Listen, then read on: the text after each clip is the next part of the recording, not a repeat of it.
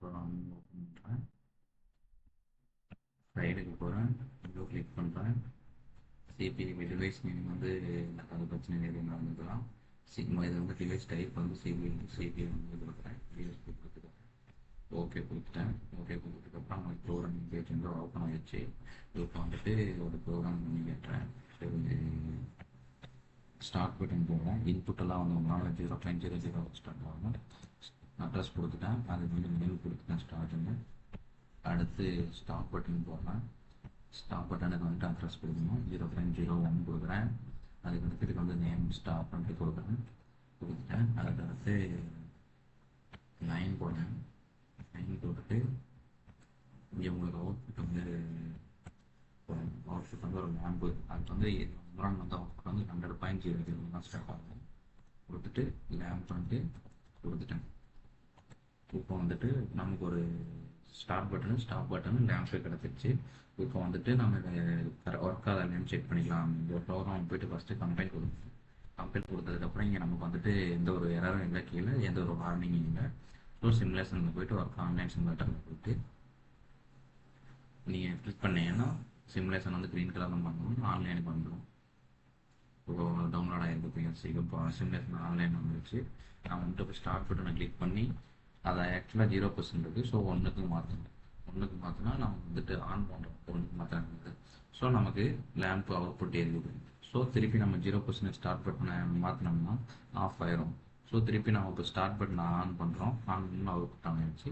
So நம்ம stop button வந்து 0லேயே வந்துட்டு என்சி ஸ்டாப் பட்டன் தான். ஸோ அதை வந்து நம்ம ஆன் பண்ணுறோம். ஆன் பண்ணோம்னா நமக்கு வந்து அவுட்புட் ஆஃப் ஆயிடுச்சு. ஸோ திருப்பி ஸ்டாப் பட்டனை வந்துட்டு நம்ம ஆஃப் பண்ணுறோம். ஆஃப் பண்ணால் நமக்கு அவுட்புட் ஆன் ஆயிடுச்சு. ஸோ இது சிம்பிளான ஒரு ப்ரோக்ராமு. திருப்பி நம்ம நார்மலாக பழைய பேஜுக்கே போகிறதுக்கு சிமுலேஷனில் போய்ட்டு ஒர்க் ஆன்லைன் கொடுத்தோம்னா போயிடும். இதை வந்துட்டு நம்ம அட்ரஸிங் வச்சு இப்போ ஒரு இது பார்த்துருக்கோம், எப்படி ஒரு இன்புட்டை போட்டு அவுட்புட்டை கனெக்ட் பண்ணுறாங்க. அதே வந்துட்டு நம்ம சிம்பிள்ஸில் போயிட்டு நம்ம சிம்பிள்ஸ்லேயே வந்துட்டு ஒரு அட்ரஸிங் மாதிரி கொடுத்து நம்ம எப்படி பார்க்குறதுன்ட்டு பார்த்துக்கலாம். சிம்பிள்ஸ் இங்கே கிளிக் பண்ணிங்கன்னா உங்களுக்கு இந்த பேஜ் வரும். இந்த பேஜை வந்தோன்னா இன்சர்ட் சிம்பிள் கொடுத்துட்டு அதில் வந்துட்டு இங்கே நான் ஸ்டார்ட்னு கொடுக்குறேன். ஸ்டார்ட்னு கொடுத்துட்டு இதுக்கு அட்ரஸ் கொடுக்குறேன். அட்ரஸ் 0. ஆல்ரெடி 0.00 0.01 யூஸ் பண்ணுறதுனால இங்கே 0.02 நான் போடுறேன். போட்டுட்டு ஓகே கொடுக்குறேன். ஓகே கொடுத்தோன்னா எனக்கு ஸ்டார்டிங்கில் ஒரு அட்ரஸ் சிம்பிள்ஸ் வந்து இது கொடுத்தேன். அதே மாதிரி ஸ்டாப்புக்கு ஒரு சிம்பிள் நான் கிரியேட் பண்ணுறேன். இதுக்கு வந்து அட்ரஸ் அதே மாதிரி அடுத்த அட்ரஸ் போடுறேன். 0.03ன்னு போடுறேன். அடுத்து லேம்புக்கு அவுட்புட்டு இங்கே கனெக்ட் பண்ணுறாங்க. ஸோ லேம்ப் நேம் கொடுக்குறேன். அதுக்கடுத்து அட்ரஸ் வந்து 100.00 ஆல்ரெடி யூஸ் பண்ணுறேங்கிட்டு 01 போடுறேன். அவ்வளோதான், இது போட்டுட்டேன்.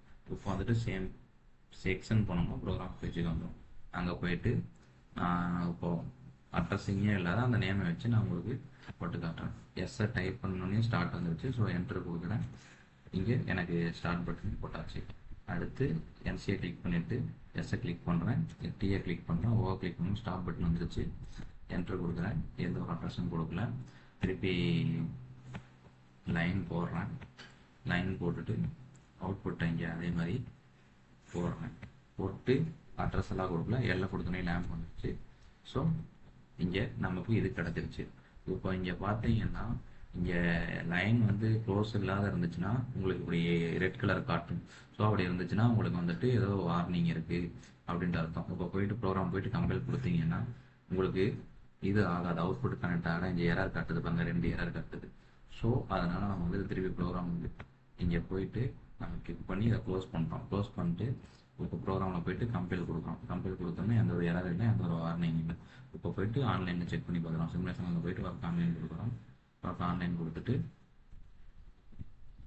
ஓகே.